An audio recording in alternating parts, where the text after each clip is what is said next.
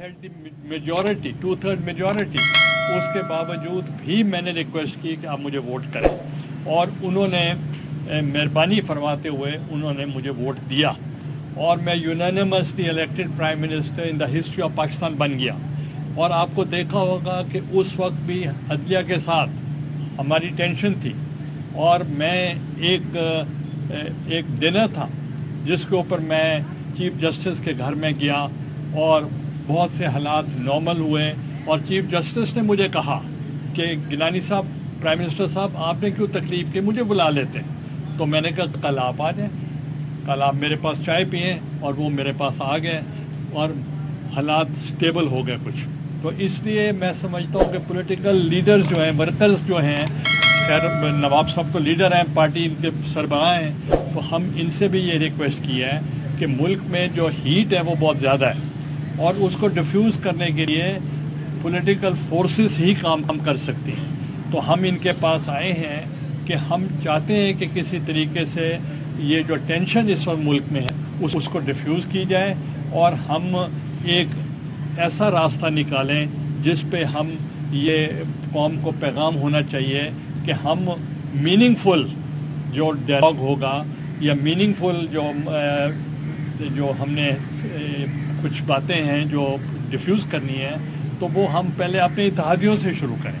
पहले इत्तेहादियों के साथ बात करें कि इस वक्त मुल्क में जो हालात हैं, तो आपकी सबसे बड़ी जिम्मेदारी है, जो इत्तेहादी हैं वो अपनी अपनी रिस्पेक्टिव पॉलिटिकल पार्टीज़ के हेड हैं, और नवाब साहब की तरफ हम आए हैं और हमने इनसे भी रिक्वेस्ट की है। अब नवाब साहब जो हैं वो खुद आपको बताएंगे जो हमारी रिक्वेस्ट थी, और इसी तरीके से हम दूसरी भी अपने इत्तेहादियों से पहले बात शुरू करेंगे।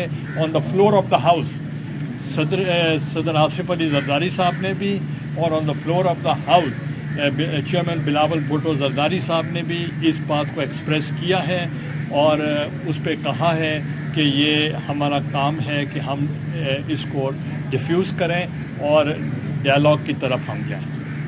Thank you. बिस्मिल्लाहिर्रहमानिर्रहीम। आप आगे आ गए।